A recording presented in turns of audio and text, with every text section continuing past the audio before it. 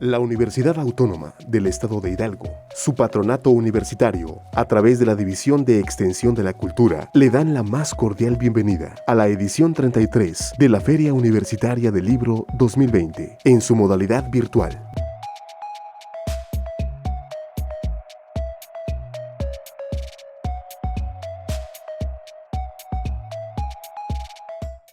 Muchas gracias por estar aquí en una nueva presentación de GEDISA, de uno de los títulos. Ya no es tan novedad, salió el año pasado, pero bueno, sigue siendo una novedad temática y una novedad porque es un libro con un título y un tema peculiar. Es una coedición de la Universidad Autónoma Metropolitana y la editorial GEDISA. Yo soy Luis López Rosales, representante de la editorial para las presentaciones en la Feria Universitaria del Libro de la Universidad Autónoma del Estado de Hidalgo, a donde vamos cada año, pero que por la razón que todos conocemos de la pandemia, estamos desde nuestras respectivas casas haciendo esta intervención para el público, que siempre es muy participativo de jóvenes y de profesores en la universidad. Bueno, esta presentación tiene a dos de las coordinadoras del libro, a dos de las coordinadoras del libro y a un comentarista, que es Rodrigo Parrini, y vamos a empezar con esto. Esta presentación va a seguir este orden. Va a presentar primero Ann Johnson, que es una de las coordinadoras, seguirá Adriana Guzmán, otra de las coordinadoras, y déjenme enseñarles antes el libro, por cierto, hasta que se me olvide. Ahorita voy a mostrar la portada, pero este libro es un libro gordito y tiene un montón de autores y de temas. Y quiero hacer esta mención. Yo no sabía, quizás ahorita lo mencionen ellos, que esto proviene de un seminario, un encuentro de distintos investigadores, y me encontré este otro libro que es Dilemas de la representación, presencias, performance, poder. Y son los mismos coordinadores. Entonces, y este está publicado, a ver si no me regañan en la editorial, bueno, por el INA, por la Universidad también Autónoma Metropolitana y por la editorial Juan Pablos, etc. Entonces, también por si supongo que ha de tener alguna conexión, quizás nos digan las coordinadoras. Bueno, comenzará Ann Johnson, como les decía, seguirá Adriana Guzmán y finalmente Rodrigo Parrini. Y Ann Johnson es profesora investigadora del Departamento de Ciencias Políticas y Sociales de la Universidad Iberoamericana, es doctora en Antropología Social por la Universidad de Texas en Austin y miembro del Sistema Nacional de Investigadores del Consejo Nacional de Ciencia y Tecnología, así como de la Red de Estudios del Performance. Su libro más reciente es Diablos, Insurgentes e Indios, Política y Poética de la Historia del Norte de Guerrero, publicado en 2016 por la Secretaría de Cultura y el Instituto Nacional de Antropología e Historia. Sus líneas de investigación incluyen estudios de performance, memoria histórica y etnografía de Guerrero.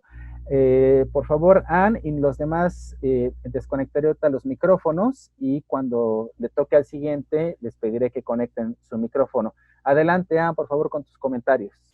Bueno, muchas gracias. Gracias, Luis López, del editorial GEDISA, y al editorial mismo, y gracias a la UAM Iztapalapa, que también es uno de los editores del libro, a Rodrigo Parrini por estar con nosotros. Creo que van a ser muy interesantes sus comentarios. Adriana, que es la otra de las coordinadoras del libro. También habría que mencionar a Rodrigo Díaz Cruz, que es el tercer coordinador del libro, pero por muchas tareas que tiene en su vida laboral, pues no ha podido estar con nosotros. También, como dijo Luis, este libro, como el otro libro y como otras publicaciones colectivas, han salido del trabajo colectivo de un grupo de investigadores que vienen de distintas instituciones, de distintas disciplinas, donde todos trabajamos alrededor del tema de performance. El Seminario de Estudios de Performance que llevamos ya desde 2013 más o menos, trabajando muy, muy bien como grupo. Siempre están saliendo como nuevos temas y nuevos intereses y pues espero que así siga. Y pues la mayoría de los autores del libro también formaron parte de ese seminario. Y hemos son las pláticas y las discusiones y las presentaciones del seminario que han dado pie a este libro y a los demás. Quiero empezar con el título, que como dijo Luis, es un título, pues no sé si provocador, pero la palabra Unheimlich, que está en el título, extrañezas íntimas, inquietudes en torno a das Unheimliche en la sociedad y el arte, es el título medio largo del libro. Es un tema que llama la atención porque pues la mayoría de la gente pues no sabe de qué se trata, o sea, ni pronunciarlo es una cosa, pero entender de qué se trata es otra. Lo dejamos en el alemán original justamente porque es un concepto intraducible. Se ha traducido al español como siniestro, como ominoso, pero ahorita les voy a explicar por qué esas palabras realmente no son buenas traducciones para este concepto. Básicamente se trata de una idea que nos ha permitido pensar cómo se puede desestabilizar las certezas del mundo, ¿no? Y cómo la gente vive esa experiencia de la incertidumbre, etc. La palabra viene, bueno, el concepto como se conoce ahora, sobre todo viene de Sigmund Freud y la psicología, aunque el término es anterior y hay otros autores que no son de la psicología que lo han trabajado, es justamente ese carácter interdisciplinario del concepto que nos ha permitido muchos acercamientos.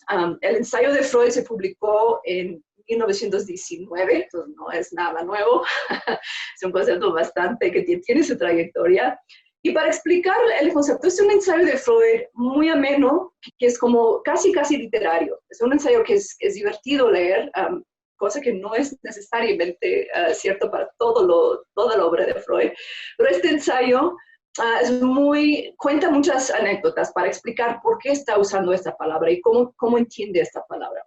Empieza con una anécdota en una vez que estaba en un tren y ve un intruso en una ventana y lo describe como un anciano señor en ropa de cama y que lleva puesto un gorro de viaje y le causa como disgusto esta imagen.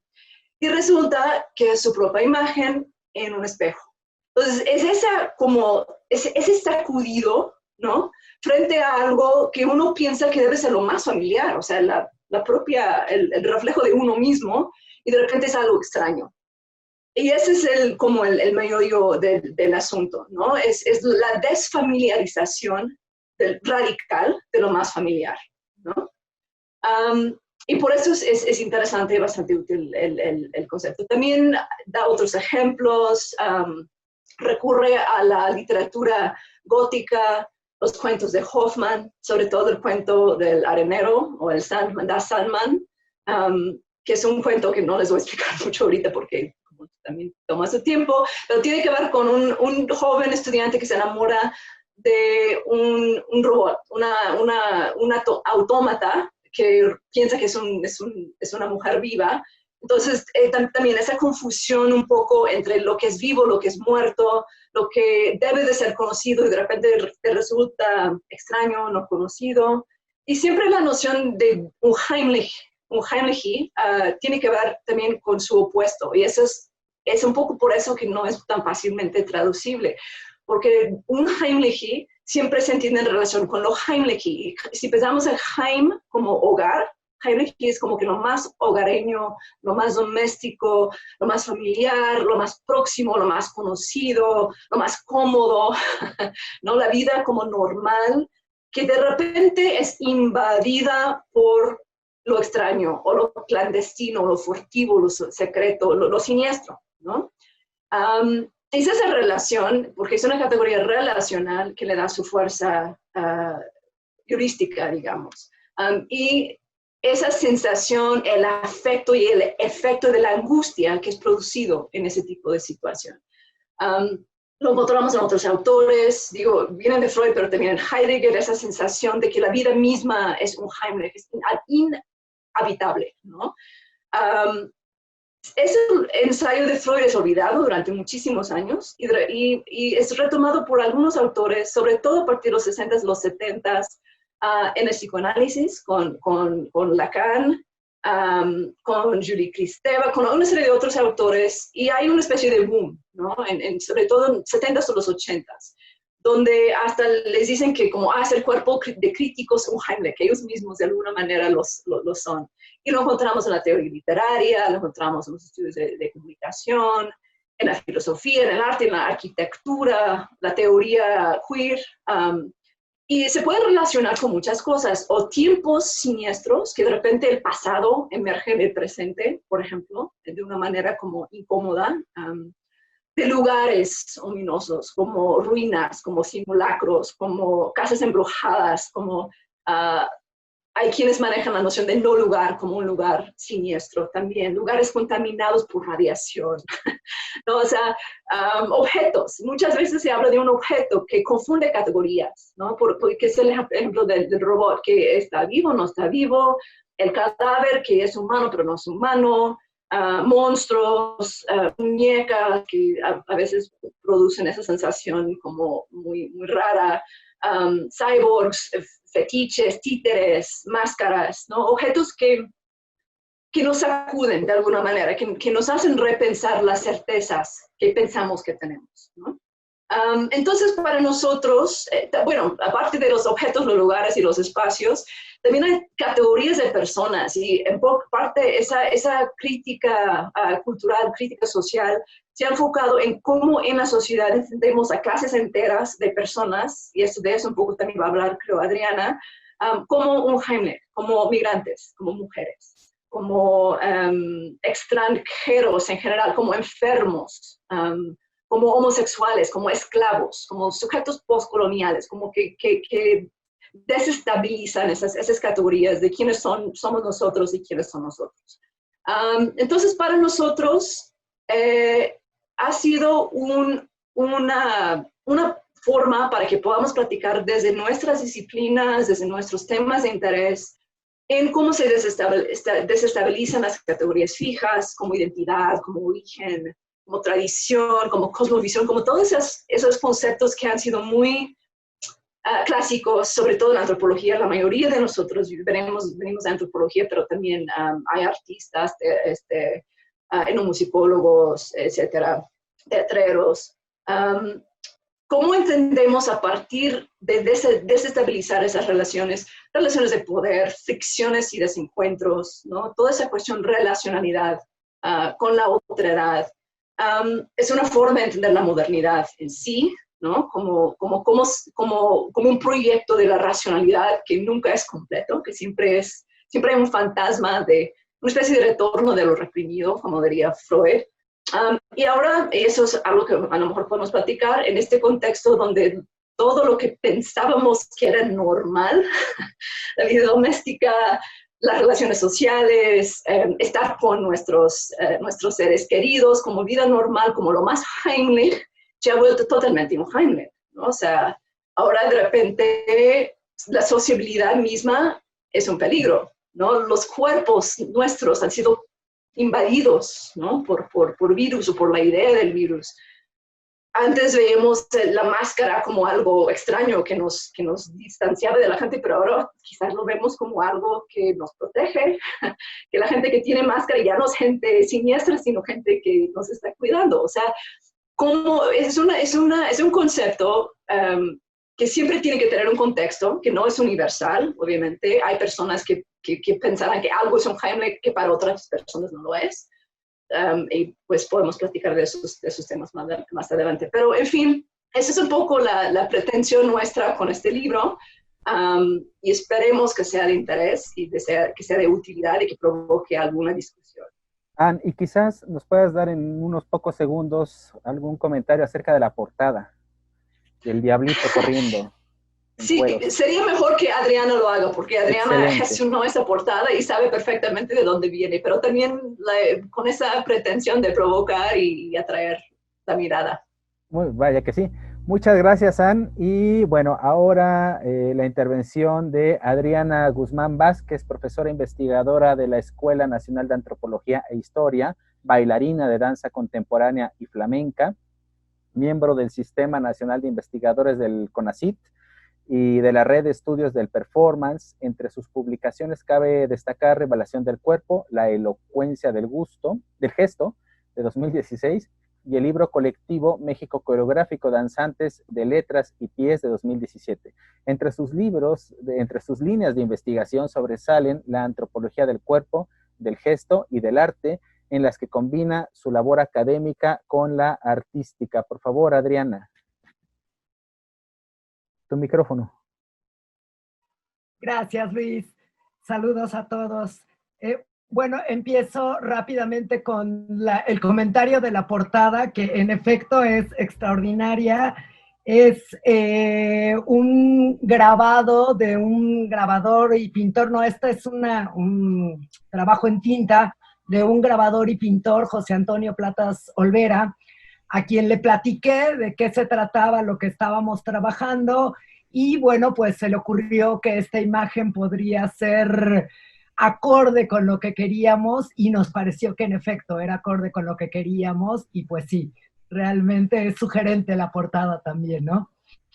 Y bueno, ahora les platico rápidamente de los distintos capítulos que están contenidos en este libro.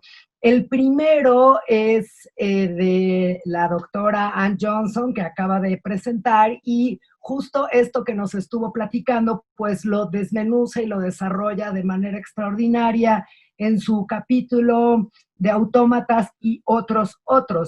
Una historia de das Unheimliche, que empieza justo por la pronunciación. Y bueno, ahí desarrolla lo que nos platicó brevemente y que está maravilloso porque entonces así ya podemos tener una idea más o menos clara de qué va el libro y los distintos desarrollos que ha tenido. Y además, en eso es precisamente en donde nos anclamos, como acaba de decir la doctora Johnson, en sacarle jugo a esta relación Heimlich-Unheimlich y poder utilizarla como un aparato analítico o metodológico o sugerente o provocativo, ¿no? Lo que haya resultado para cada uno de los colaboradores. Y lo que hicimos fue una serie de exploraciones o sugerencias. Iniciamos con un par de trabajos de antropología histórica, básicamente.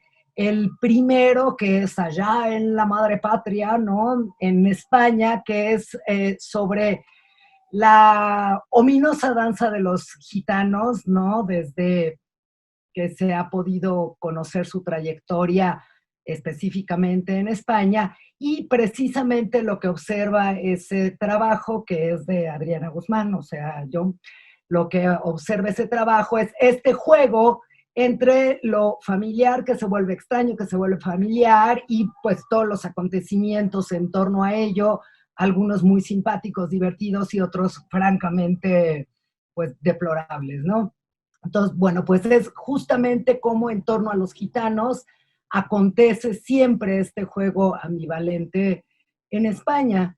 Y de allá nos brincamos a México, y en el artículo La construcción de alteridad en la política indigenista de los años 50, prácticas performativas y efectos de extrañamiento en el primer centro coordinador indigenista de Chiapas, de Pedro Obando y Francisco Vergara Silva, ellos justamente hacen esta revisión entre esta relación, digamos, Heimlich-Unheimlich, sobre o a partir de las políticas indigenistas, y entonces cómo eso genera una relación siempre ambivalente para con los grupos indígenas de México, ¿no?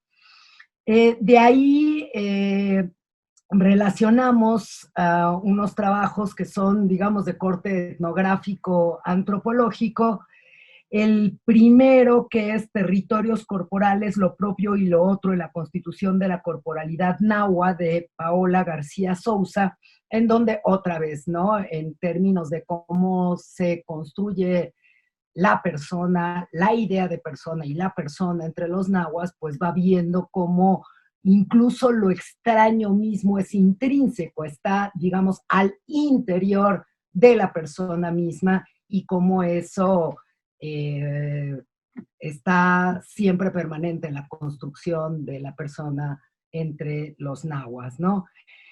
Otro trabajo de corte también etnográfico, antropológico, es el de Gonzalo Camacho Díaz, Diablos, Políticos y Políticas, el baile de los muertos en la Huasteca, en donde lo que explora es el chantolo y la presencia de la muerte en la vida y este juego, ¿no? Que no es únicamente un recordatorio de los muertos, sino la genuina presencia de la muerte en la tierra de los vivos y lo que se juega igual otra vez en esta relación familiar, extraño, eh, propio, ajeno, peculiar, general, o sea, toda esta relación que se pone en juego a partir del vínculo Heimlich-Unheimlich.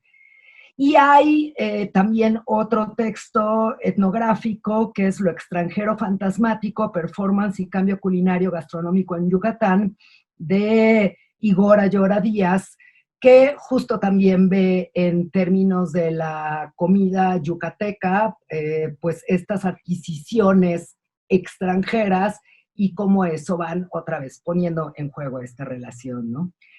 Ahí tenemos también un par de participaciones relacionadas con el arte, ¿no? La primera, divertidísima, es buenísima, es Las Reinas Chulas en la Asamblea de la Ciudad de México, el cabaret dislocado de Marta Julia Toriz Proenza, en donde ve como algo que podría ser ordinario en cualquier lugar, o no cualquier lugar, pero digamos en un teatro, en un escenario específico, que es una puesta en escena de Las Reinas Chulas, de connotación política, se vuelve algo paradójico y particular cuando lo llevan a la Asamblea, ¿no?, de la Ciudad de México, en la Cámara de Diputados, ¿no? Entonces, bueno, es algo que si lo pones en otro lugar, pues resulta que adquiere otras connotaciones, ¿no?, que también está súper interesante. El otro trabajo en el ámbito de lo artístico es el de Antonio Prieto Stambach, Fetiche y Fantasma en el Teatro del Vértigo, que es igual, cosas que si las cambias de lugar adquieren otra connotación, otra figuración. Desde el otro lado, mientras el de Marta es, digamos, más en términos de una crítica política, satírica, comedia, divertido y demás, el de Antonio es más bien, genera, incluso diría que en algunos momentos hasta una suerte de angustia, ¿no? Así, y es sobre un performance, ¿no?, en donde por ejemplo, una de las imágenes que además va narrando y que las hace muy vívidas es que aparecen estos cuerpos, unos maniquís en la ciudad, desperdigados en la ciudad, pero con unas luces y en unos ambientes que parece que están vivos. Y entonces, cómo eso genera, pues, vivencias, experiencias igualmente paradójicas. Y es muy interesante el juego entre estos dos artículos, ¿no? Porque ellos dos mismos, ¿no?, te van poniendo entre ellos, no solo cada uno de ellos, sino entre ellos, este doble juego, ¿no? Igual de lugares ambivalentes, ¿no? Luego está un trabajo en términos de lo político, ¿no? Es el de La violencia política como performance del ominoso, de Nelson Arteaga y Javier Arzuaga. Fuerte, ¿no? En donde justo revisan sus acciones, algunas, digamos, bastante trágicas, ¿no? Y cómo la simplificación política de estos eventos y esta como naturalización de este tipo de eventos, otra vez en este juego ambivalente, ¿no?, de algo que es absolutamente un Heimlich y cómo se va naturalizando y se vuelve un Heimlich, en fin, ¿no? Esta cosa que además, igual como decía Anne, ante las situaciones actuales se está volviendo casi cotidiano, ¿no? Que cosas absolutamente catatónicas, por decirlo suavecito, como dicen por ahí, pues, se vuelven absolutamente normales, y lo que era normal ahora es absolutamente un Heimlich. Y cierra el libro un capítulo de antropología filosófica, más bien de Rodrigo Díaz Cruz, que es lo Heimlich y Unheimlich como campo de tensión y perplejidad, autómatas, monstruos, reliquias y modificación genética, en donde precisamente va viendo a partir de, además, casos muy concretos y singulares como el dedo de San Ildefonso, la construcción de los monstruos, lo que sea que cada cultura o sociedad entienda por ello, o hasta los óvulos de los erizos, como van poniendo esas, sí, son peculiares, ¿no? Cómo va poniendo siempre, ¿no? Esta parte, pues un Heimlich que está constantemente presente y cómo aparece de manera permanente e irrumpe, unas veces de manera sosegada y otras veces de manera violenta, pues en la cotidianidad, ¿no?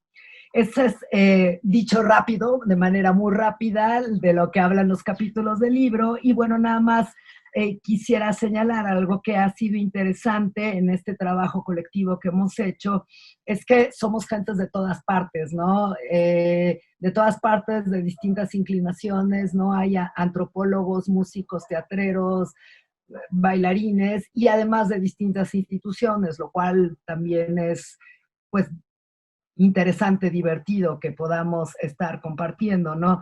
Tenemos gentes de la UNAM, de la Ibero, que es SAN, de la UAM, de la ENA, de la Universidad Iberoamericana, de Flaxo, es decir, que también la combinación puede ser Heimlich, un Heimlich, incluso en términos institucionales y de los quehaceres de cada uno de nosotros. Y bueno, creo que se me acabó el tiempo. Así es, vamos sobre el tiempo. Bueno, quisiera agregar más bien una sola cosa a esto que mencionabas de la reseña del libro, y es que algunos artículos tienen imágenes bien ilustrados, como es el tuyo de la ominosa danza de los gitanos, Adriana, que tiene varias ilustraciones, y también Fetiche y Fantasma en el Teatro del Vértigo de Antonio Prieto. Contiene algunas imágenes que se nos están perdiendo, ¿no? En fin, ¿no? Esto ayuda también como a ampliar la mirada de la concepción de este volumen. Bueno, ahora sí, el presentador para la ocasión, Rodrigo Parrini, doctor en antropología por la UAM Iztapalapa y maestro en estudios de género por el Colegio de México, profesor investigador de la Universidad Autónoma Metropolitana Xochimilco, y sus libros más recientes son Falotopías, Indagaciones en la Crueldad y el Deseo, de 2016, y Deseografías, una antropología del deseo, de 2018. Desde hace 12 años realiza una etnografía en la frontera de México con Guatemala, en Tenosique. Su proyecto Deseografías explora los contornos etnográficos del deseo y la posibilidad de formular una antropología del deseo. Colabora con la compañía Teatro Línea de Sombra y el colectivo Teatro Ojo en un proyecto que explora los potenciales etnográficos de las prácticas artísticas y los horizontes metodológicos que inaugura el diálogo entre el teatro y la antropología. Como decía, vamos sobre el tiempo, tenemos alrededor de 7 minutos, Rodrigo. Contigo cerraremos, entonces cuando estemos a 1 minuto de terminar, te interrumpiré y ojalá hayas podido decir todo lo que deseas. Adelante y muchas gracias por estar aquí con nosotros. Tu micrófono. Tu micrófono. Exacto. Ahora sí. Gracias, y quisiera empezar comentando algo que me pasó hace poco. Estaba en una consulta médica con una doctora y su asistente, y en algún momento la doctora le pide a Alexa que por favor le ponga música de spa, dijo, música suave, ¿no? Y entonces contesta a alguien detrás mío y le dice, bueno, le pide y le dice, ¿qué música quieres? ¿No? Y la doctora le dice, esta música, Alexa, por favor. Entonces yo había visto 2 personas y comienzo como a darme vuelta y a ver dónde estaba Alexa, hasta que entendí que Alexa era una voz que aparecía de un aparato que es un robot, y a Alexa le estaban pidiendo música, y Alexa no solo ponía música, sino que también respondía y hablaba con aquellos que estaban llamándola. Entonces la asistente de la doctora me cuenta que en la mañana le pide chistes a Alexa, y Alexa la escucha y le dice, ¿quieres escuchar algún chiste? ¿No? Bueno, yo me quedé con una sensación muy extraña de esta irrupción de una voz tecnológica en un espacio cotidiano que no esperaba y que tampoco, en realidad tampoco conocía. Pero cuando comencé a leer el libro y a pensar en la presentación, pensé que esa era una experiencia Heimlich, una experiencia de extrañeza que venía de la tecnología, de los aparatos, pero que en realidad está reconfigurando no es solo, digamos, un asunto de extrañezas ocasionales, sino que es una reconfiguración de la vida cotidiana y de la relación con lo existente y con las presencias. Alexa no era una persona, pero sí era una presencia, ¿no? Yo no le pedí nada a ella y preferí quedarme callado porque me parecía perturbador que me respondiera.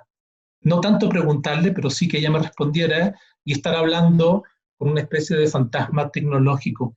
Entonces, en ese sentido, creo que el libro que compilaron Adriana, Ann y Rodrigo es un libro muy atingente, muy contemporáneo y con un gran potencial tanto analítico como pedagógico, ¿no? Que muestra rutas de análisis, que muestra formas de pensar un concepto que, digamos, que también exhibe modos de trabajar con un concepto muy complejo, bastante, digamos, también como plástico, pero también un poco como indecible, como que nunca termina de configurarse completamente, ¿no? Entonces yo comenzaría diciendo esto, que me parece un aporte importante, interesante y relevante a las discusiones, no solo en antropología, sino que en otros campos y disciplinas, digamos, de las ciencias sociales y las humanidades, ¿no? Me parece, en esa misma línea, que es afortunado que el término no se pueda traducir, porque el libro lo que exhibe no es una unicidad, una univocidad, digamos, de la forma en que se comprende, digamos, este término alemán tan denso, sino que más bien cada autor elige un costado y una ruta de trabajo con este término, que no termina siendo unívoco. Entonces, digamos, quisiera indicar ahí que el libro no habla solo de una forma de un Heimlich, sino que habla de muchas formas. No es lo mismo ominoso que extraño, no es lo mismo secreto que cotidiano, no es lo mismo que cercano, lejano, etc. Y todos esos matices y formas y potenciales de este concepto, no diría solo término, este concepto, aparecen a lo largo del libro en cada uno de los artículos. Son muy buenos artículos, está muy bien hecho, está muy bien escrito, está muy bien trabajado, o sea, como textos en sí mismos, en conjunto, pero también como independientes, son textos valiosos, ¿no? O sea, es una muy buena compilación. Eso lo quisiera destacar porque no necesariamente todas las antologías son siempre de tan buena calidad. Esta sí es de muy buena calidad. Y también es de muy buena calidad, que diría, porque siendo un concepto bastante difícil con un pensamiento, hay pensadores muy densos detrás de ese término, es también un libro legible, se puede comprender, que tiene lugares, que tiene partes muy entretenidas, muy como próximas también, ¿no?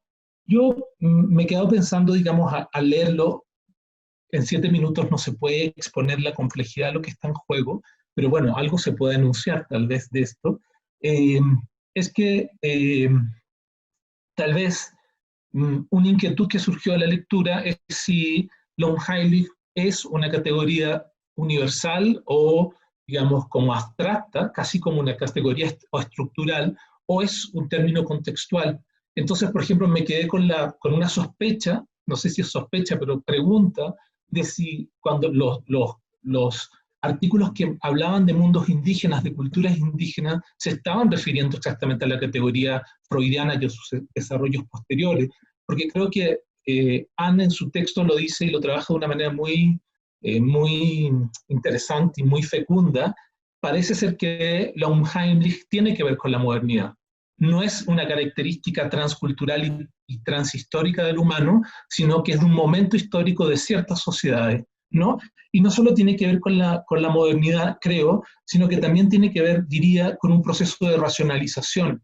Y Freud, digamos, no es solo, digamos, tal vez el principal impulsor del término, sino que también es su representante como sujeto histórico, ¿no? Alguien que está pensando capas de las subjetividades que instala el inconsciente como un concepto central del pensamiento moderno, pero que a la vez es un sujeto de una racionalidad bastante apabullante, por decirlo así, que cuando se encuentra primero frente a su imagen en un espejo, que no reconoce, pero también cuando regresa a un lugar donde hay prostitutas y tampoco lo reconoce, parece, parece que Freud se encuentra también frente a una racionalidad excedida, digamos, una racionalidad en algún sentido superada. No sé si esas coordenadas son exactamente las mismas en otros contextos. Y ahí me pregunto, creo que con esto puedo terminar para respetar los tiempos, es si lo que habría que pensar, y creo que la antología es un esfuerzo en esa dirección, un esfuerzo que habría que seguir, completando y profundizando, es si lo inquietante, lo extraño, lo ominoso, lo familiar extraño, lo familiar otro, ¿no? No tiene en México y en sociedades modernas, pero también coloniales, una configuración específica, ¿no? Porque creo, en mi experiencia cotidiana, es una experiencia muchas veces muy Heimlich, ¿no? No es, y no soy Freud ni vivo en el siglo, al principio del siglo XX, ¿no? Entonces creo que en esa medida, y aquí termino, el libro abre una pista también para poder, hacerme una pregunta por las sociedades contemporáneas, como sociedades Heimlich, en el sentido de que somos sociedades extrañas, sociedades inquietantes y también sociedades ominosas. Tenemos que terminar, estamos sobre el tiempo, la programación de esta aplicación me lo está indicando.